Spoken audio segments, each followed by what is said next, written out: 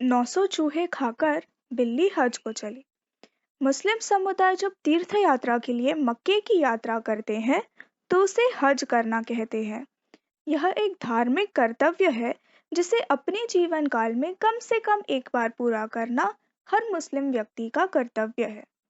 बिल्लियाँ बहुत ही रहस्यमय और शातिर किस्म के जानवर हैं जिन्हें आमतौर पर चूहे खाना पसंद है। वैसे तो बिल्लियों का चूहे खाना सामान्य बात है, परंतु इस मुहावरे के संदर्भ में इसे अपराध या पाप के तौर पर देखा गया है। इस स्थिति में एक बिल्ली 900 चूहे खाकर हज करने जाती है। इसका अर्थ है वह जीवन भर पाप करके अब पूजा पाठ का ढोंग कर रही है।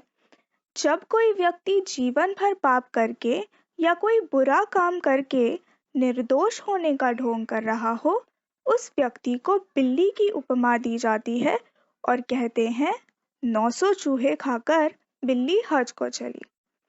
अब सुनिए एक परिस्थिति का उदाहरण जब 900 चूहे खाकर बिल्ली हज को चली का उपयोग मुहावरे की तरह किया जा सकता है।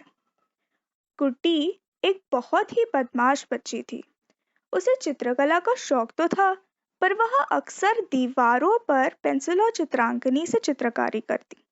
माँ इस बात पर उसे बहुत डांटती, परंतु गुड्डी पर इसका कोई असर नहीं होता।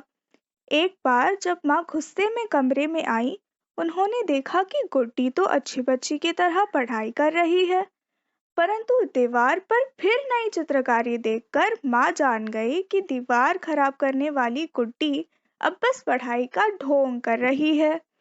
इस बात पर माँ ने गुड्डी को बिल्ली की उपमा देकर कहा, 900 चूहे खाकर बिल्ली हज को चली।